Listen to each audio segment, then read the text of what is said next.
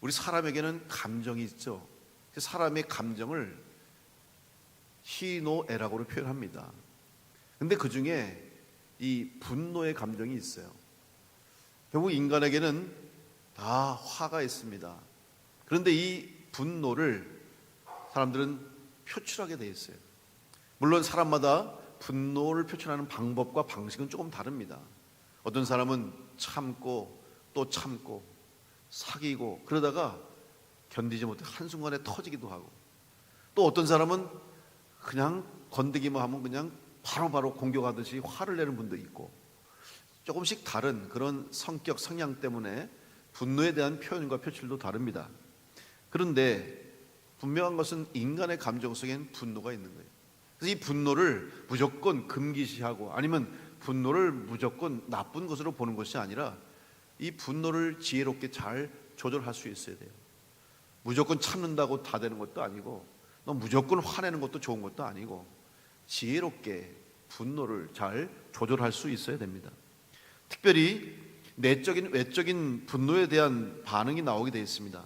많은 경우에 이 분노의 감정이 쌓이고 쌓이다 어느 순간에 이제 고조가 되면 폭발하게 됩니다. 그런데 이 분노의 표현으로 인해서 어떤 경우에는 전혀 다른 결과를 초래하게 돼요. 사람을 상하게 하기도 하고 폭력으로 이어지기도 하고 사건 사고로 이어지기도 합니다. 그러나 또 반면에 어떤 경우에는 이런 분노 때문에, 분노로 인해서 비록 폭력이 생기고 혹은 무력을 사용하기도 하지만 그 결과로 불의에 대한 저항, 악에 대한 항거로 말미암아 고리를 끊고 새로운 변화를 여는, 새로운 변화의 시대를 여는 계기가 되기도 합니다. 결국 이 두 가지 차이가 뭘까요? 그것은 바로 왜 분노하는지, 분노의 이유와 또 분노의 목적에 따라 달라지는 것이죠. 세계 역사 가운데 새로운 시대를 열어가고 또 새 시대로 전환하고 변화하는 과정 속에 보면 사람들의 분노가 있었다는 것을 우리는 잘 알고 있습니다. 불의와 부정과 폭력과 억압을 견디다 못해 분노하게 되면 결국 그런 분노를 통해서 새로운 변화가 일어나게 되죠. 우리나라도 일제 36년의 억압 속에 살다가 그 분노를 표출하고 결국 그 결과로 해방을, 독립을 맞게 됐습니다. 또 불의한 정치, 또 부정한 방법, 그런 것에 항거해서 정치의 변화, 시대의 변화가 있기도 합니다. 그래서 우리는 이것들을 때로는 의거 혹은 투쟁, 항쟁, 혁명이라는 단어를 사용하죠. 그런데 이런 분노가 잘못된 방향으로 흘러가면 사람들을 해칩니다. 아주 좋지 않은 결과로 이어지게 되는 것이죠. 오늘 우리는 여기에다 한 가지 더 신앙적인 분노를 생각해 보려고 합니다. 그리스도인을 살면서 그리스도인에게도 이 분노라는 것이 생길 때가 있어요. 이것은 일반 사람들의, 우리가 인간적인 감정이 아니라 영적인 신앙적인 모습이 나타나는 것이죠. 오늘 사도 바울이 이제 그리스 아테네, 아덴이라고 성경은 기록되어 있습니다만은 지금의 아테네입니다. 아테네에 도착했습니다. 여러분, 아테네는 당시에 유명한 그리스의 철학자인 소크라테스, 플라톤, 아리스토텔레스에게서 이어받은 풍부한 철학적 전통이 있는 도시였고, 뿐만 아니라 문학과 예술과 인간의 자유를 위해 주목할 만한 업적들을 이루고 유산으로 남기고 있는 특별한 도시였어요. 이 아테네에 바울이 도착했습니다. 그런데 바울의 마음속에 오늘 분노가 있었다고 성경에는 기록하고 있어요. 이 아테네라는 도시의 이름을 한번 보면 우리는 그 이유를 알 수가 있습니다. 여러분, 아테네는 그리스 신화 속의 지혜와 전쟁의 여신인 아테나에서 온 단어입니다. 다시 말하면 그 아테나 여신을 수호하고 아테나 여신의 도시다, 이렇게 생각할 수 있죠. 그래서 거기에는 신전들이 많이 있었습니다. 특별히 당시에 로마 제국이 다스리고 있던 그 시대에 신들을 섬기는 신전들이 반드시 로마가 세운 도시에는 있었어요. 근데 아마 그곳에는 아테나 여신을 섬기는 신전이 중심으로 해서 이제 그 도시가 조성이 되어 있습니다. 특별히 이 아테네는 역사적으로도 아주 전통이 있는 그런 도시였습니다. 과거에는 스파르타와 함께 그리스의 중요한 도시로서 최전성기를 가졌던 그런 역사가 있었어요. 그리고 말한 것처럼 아리스토텔레스는 알렉산더의 스승이었죠. 그런 철학자의 전통과 또 역사의 아버지라고 부르는 헤로도투스를 배출한 그런 도시였어요. 그리고 문학의 도시, 시를 쓰는 시인들, 희곡을 쓰는 극작가들이 많아서 연극을 거기서 공연을 하고 이런 많은 시를 써내는 문학가들이 많았던 도시였습니다. 그러니까 결국은 세상적으로 보면 아주 수준 높은, 그리고 아주 그 당시의 당대의 최고의 지성과 또한 석학과 예술가들이 살고 있는 그런 도시라는 것을 우리는 알 수가 있죠. 이 도시에 바로 사도 바울이 도착한 것입니다. 근데 사도 바울은 어려서부터 헬라 문화 속에서 교육을 받은 사람이었습니다. 그리스 학문에 정통했습니다. 지금 베레아에서 쫓기듯 피신해서 배를 타고 아테네까지 도착했는데 지금 사도 바울이 무슨 생각을 했을까요? 지난번에 저는 말씀드린 것처럼 지금 도대체 내가 여기 아테네까지 왜 오게 됐을까? 지금 내가 여기 왜 서 있는 것일까를 분명히 생각했을 거예요. 어쩔 수 없이 자기를 잡으려고 또 자기를 쫓아오는 유대인들을 피해서 이제 베레아에서는 도움을 줬던 믿음의 형제들의 손에 의해서 배를 타고 지금 아테네까지 왔어요. 처음은 아니었습니다.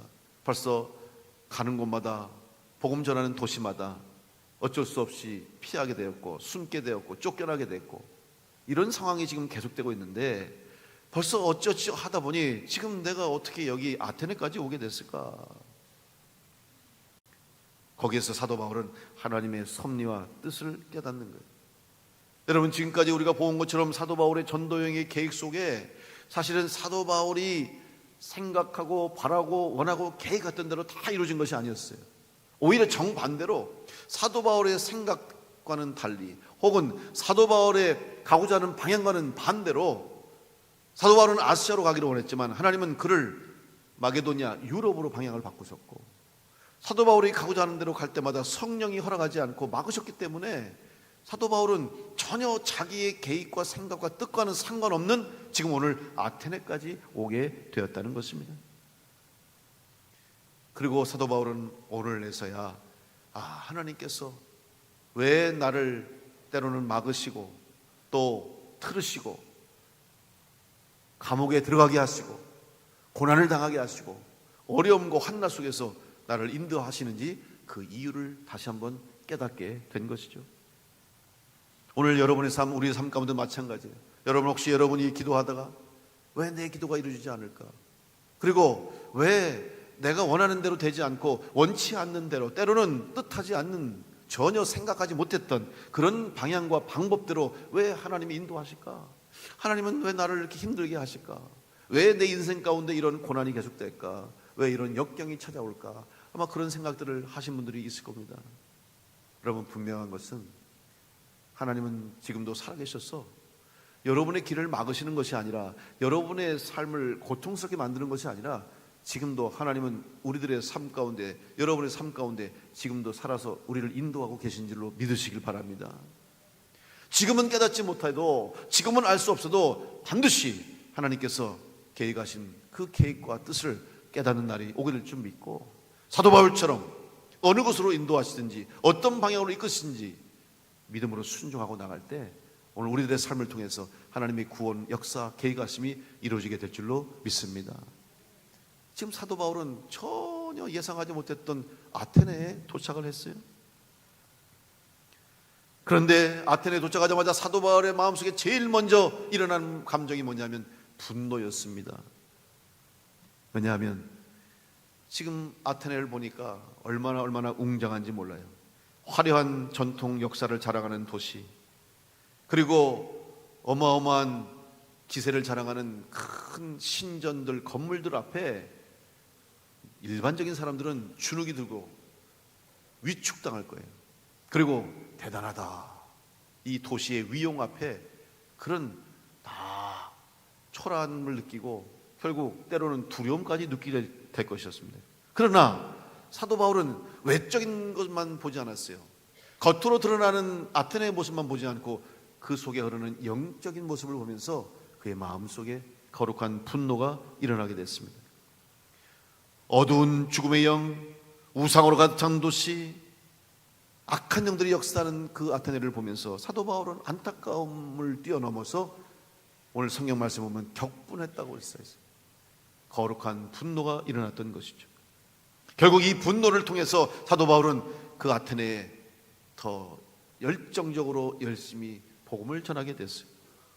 오늘 우리 그리스도인들에게 바로 이 또 하나의 감정, 바로 하나님이 주신 영적인 감정을 통해서 이 세상을 바라보고 악한 영을 바라보고 우상을 바라보면서 오늘 우리의 마음속에 거룩한 분노가 일어나야 될 줄로 믿습니다. 세상을 향해서 죽어가는 영혼을 향해서 바라보고 안타까운 마음으로 그들을 살려야되겠다는 뜨거운 거룩한 분노가 있어야 되는 거예요. 여러분, 그렇다고 우리가 세상을 바라볼 때 무조건 비판적으로 세상을 등지고 세상과 상관없이 살란 말은 절대 아닙니다. 오히려 우리는 세상 속에서, 그리고 이 세상을 바라보면서 세상 가운데 하나님의 복음과 사랑을 전해야 할 사명이 있기 때문에 여러분, 세상을 바라보는 시선이 영적인 시선으로 바라봐야 한다는 말입니다. 바울이 에덴에 도착하자마자 가장 먼저 눈에 띈 것이 무엇이냐면 바로 아크로폴리스, 그 도시의 가장 높은 곳에 위치해 있는 바로 파르테논 신전이었습니다. 지금 저 도시 위에, 아테네 위에 저 가장 높은 잘 보이는 곳에 우뚝 서 있는 건물, 지금 저렇게 폐허처럼 그저 기둥만 남아있어서 저게 큰데 저 당시에 온전하게 완공되어서 화려함을 드러내는 그 당시의 신전을 보면 사람들이 다 그 위용에, 그 기세에 눌리는 거죠. 여러분, 크기가 얼마냐면 이 파르테논 신전은 기둥이 46개가 있어요. 그런데 직경 2m에 높이 10m예요. 저도 가서 봤는데 기둥 하나가 어마어마해요. 그리고 얼마나 아름다운 예술 작품으로 조각을 해놓는지 몰라요. 지금 다 무너지고 오랜 세월 지나서 저렇게 폐허처럼 있는데도 그런데 그 당시에 얼마나 화려했겠습니까? 동서 30m, 남북 70m에 이르는 거대한 신전을 바라봅니다. 그것도 높은 곳에 위치해 있는 거예요. 전 도시를 다 누르고 있는, 영적으로 우상이 지금 그 도시를 지배하고 있는 거죠. 그뿐만이 아닙니다. 파르테논 신전 외에도 프로필라이아, 아테나 니케 신전, 에레크레테온 신전, 또 아테나 제단 등 많은 신을 섬기는 제단이 있었고, 또 아크로폴리스 남쪽 기슭에는 연극을 공연하는 극장이 있는데 디오니소스 극장이 있는데요, 이 극장에는 사람 관객이 17,000명이 들어갈 수 있어요. 여러분, 지금부터 2000년 전입니다. 2000년 전에 17,000명이 들어가서 공연을, 연극을 관람할 수 있는 그런 거대한 극장 시설이 있었다는 거죠. 그뿐만이 아니라 그 당시에 많은 시설들이 지금 보아도, 지금 생각해도, 지금 사용해도 너무나 좋을 것 같은 그런 시설들이 당시에 있었어요. 사람들은 이런 아테네의 외적인 모습만 바라보면 다 두려움을 느낍니다. 그리고 웅장함 앞에 찬사가 나오는 거죠.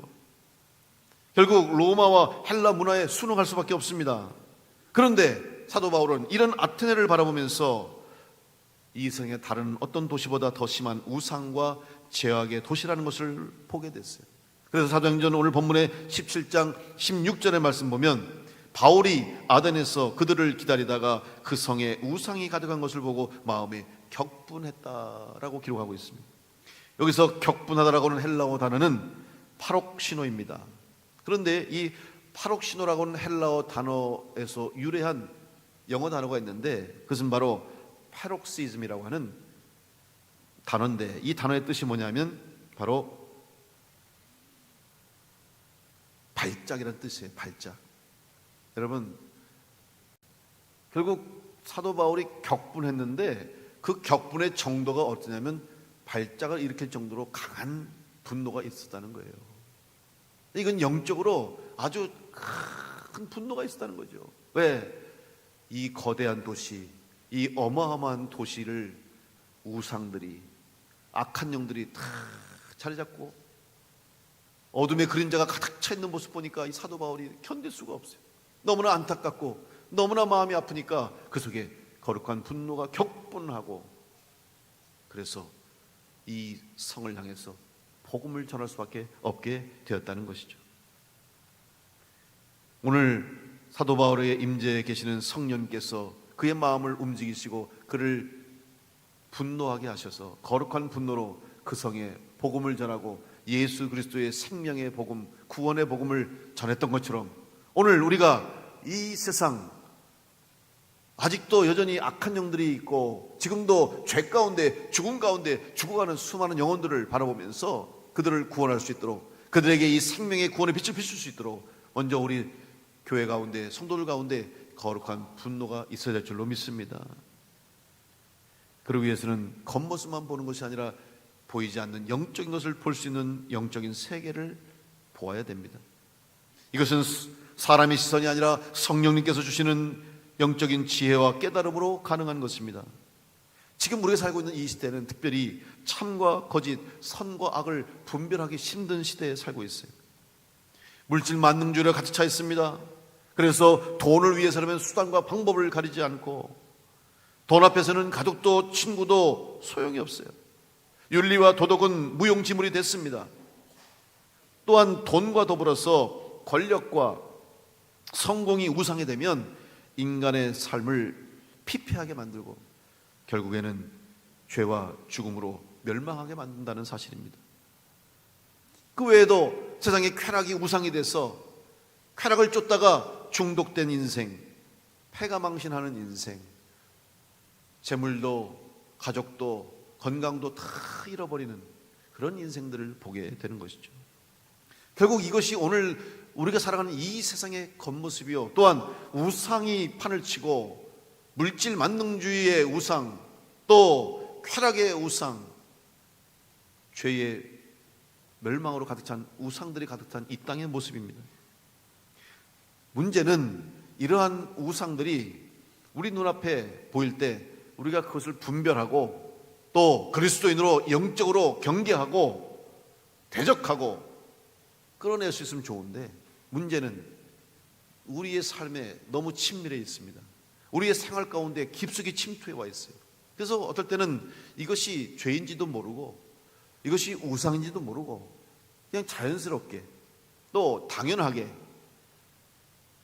모든 사람이 다 하니까, 또 그렇게 세상이 흘러가니까 우리도 모르는 사이에 우상에 빠지게 되는 경우가 있다는 것이죠. 정말 초하루만 되면 회사마다 돼지 머리를 갖다 놓고 거기에 절을 해요. 올 한 해도 잘 되게 해달라고, 안전하게 해달라고 절을 합니다. 여러분, 돼지가 뭔 힘이 있다고 돼지 머리에다가 절하면 도와줍니까? 영화를 하나 만드는데도요, 영화 제작자, 영화 감독, 배우들이 영화 시작하기 전에 돼지 머리 놓고 그 앞에 앉아서 절하더라고. 그리고 돼지 입에다가 돈 끼워놓고, 그리고 그 돼지는 또 웃어야 좋은 돼지라고 돼지를 막 찢더라고. 나중에 보니까 삶으면서 땡겨가지고 웃게 만들어가지고 그 돼지 앞에서 절하고. 인간의 참 얼마나 어리석습니까?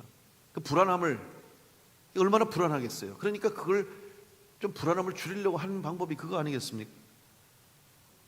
텔레비전에서는 점집을 만들어 놓고 배우들이 와서 사람들 고민 고충 들어준다고 점치고 있어요.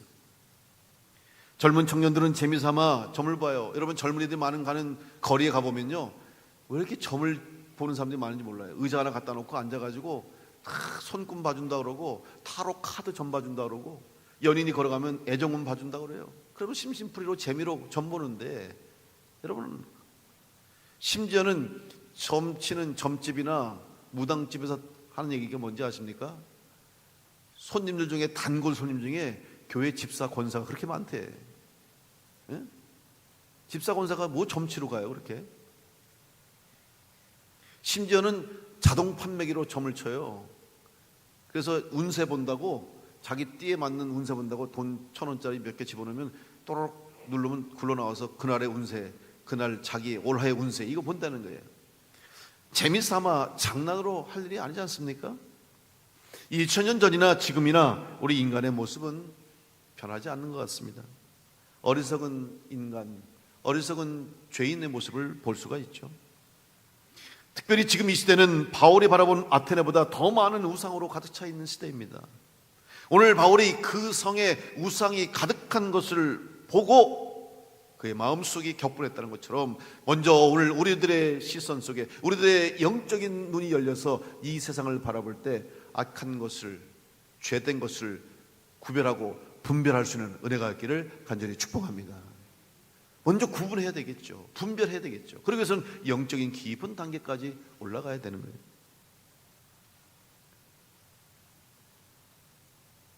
오늘 사도 바울은 이 아테네를 바라보면서 분별의 영을 가지고 우상을 바라보고 악한 영을 바라보면서 뜨거운 마음을 가지고 복음을 전했습니다. 오늘 우리에게 이 분노가 있습니까? 하나님이 주신 영적인 거룩한 분노가 우리에게 있습니까? 또 영적 격분을 느끼고 있습니까? 나도 모르는 사이에 우리들의 영적인 감각이 무뎌져서 이제는 옳은 건지 그른 건지 죄인지 아닌지도 분별할 수 없는 지경에 이르게 되지 않는지 한번 우리 자신을 돌아봐야 될 줄로 믿습니다. 이것을 분별하기 위해서는 영적인 감각이 살아있어야 되는 거예요. 여러분, 건강한 사람은 반응을 하잖아요. 건강한 사람은 빨리 반응해요. 그런데 뭔가 문제가 있고 몸이 약해지고 또 병이 있으면 반응하기 어렵잖아요. 영적인 것도 마찬가지입니다. 영적으로 살아있고 영적으로 성령이 충만한 성도는 악한 영을 보면 금방 알 수 있어요. 우상인지 아닌지 금방 알 수 있어요. 이단인지 아닌지 금방 알 수 있어요. 성령님이 우리 가운데서 깨우쳐 주시기 때문에 그래요. 그게 성령님의 역사예요. 여러분, 정확합니다. 이거는 지식이 아니에요. 지식이 아니라 성령님이 우리 안에 계시면 영적인 분별력을 허락해 주시는 거예요. 오늘 여러분 말씀 읽고 말씀을 바로 배우고 온전한 예배자가 되고 기도하는 성도가 되고 주님의 일에 쓰임받는 성도가 되면 우리 안에 성령님이 함께 하심으로 영적 분별력을 가지고 영적으로 반응하게 될 줄로 믿습니다. 그럴 때 우리는 우상을 분별하고 이길 수 있는 능력이 주어지는 거예요. 영적으로 깨어있는 성도가 되시길 간절히 축복합니다. 그래야 우상의 유혹을, 우상의 시험을 이겨낼 수가 있습니다. 지금 사도 바울은 아테네의 외적인 화려함과 웅장함만을 본 것이 아니라 그 안에 흐르는 어두운 악한 영의 세계를 바라보았습니다. 그리고 분노했습니다. 교회는 세상 속에서 소금이 되고 빛이 되어야 됩니다. 예수님께서 우리 성도들을 향해서 너희는 세상의 소금이라, 너희는 세상의 빛이라 말씀하셨습니다. 그러니까 세상 속에서 소금이 되고 세상 속에서 빛이 되는 거예요. 왜? 세상은 어둡기 때문에, 세상은 맛을 잃었기 때문에. 여러분이 세상 속에서 맛을 내시고 여러분이 세상 속에서 살리는 역할을 하시고 우리 교회가 세상 가운데서 살려내는 일을 하고 우리 그리스도인들이 세상 속에서 어둠을 물러갈 수 있도록 빛을 비추는 생명의 역할을 감당해야 할 줄로 믿습니다. 그 빛은 바로 예수 그리스도입니다. 오늘 사도 바울이 아테네 모습을 보면서 격분하고 거룩한 분노를 가지고 한 일이 뭐냐? 복음 전한 거예요. 그 복음이 뭡니까? 예수와 부활이었어요. 다른 거 전하지 않았어요. 철학자들이라고 해서 사도 바울이 철학적으로 얘기한 것이 아니라 그 복음만을 전했다는 사실을 기억하십시오. 요한복음 8장 12절에 보면 예수께서 또 말씀하여 이르시되 나는 세상의 빛이니 나를 따르는 자는 어둠에 다니지 아니하고 생명의 빛을 얻으리라.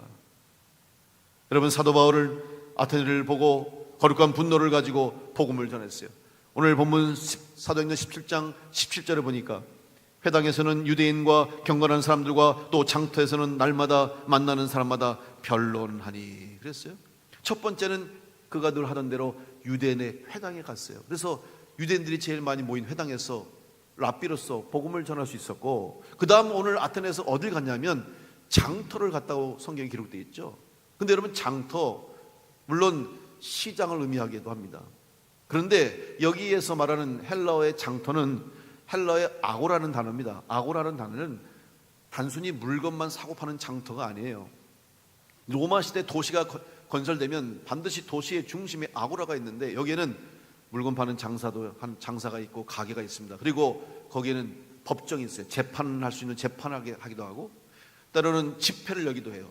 그래서 중요한 일이 있을 때 사람들을 모아놓고 어떤 일을 의논하기도 하고, 또 거기에 가면, 특별히 아테네 아고라 광장에 가면 철학자들이 있어서 당시의 시대의 흐름과 철학적인 사상들을 의논하고 철학적인 것을 변론하고 자기 의견을 주장하는 그런 곳이 바로 장터였어요.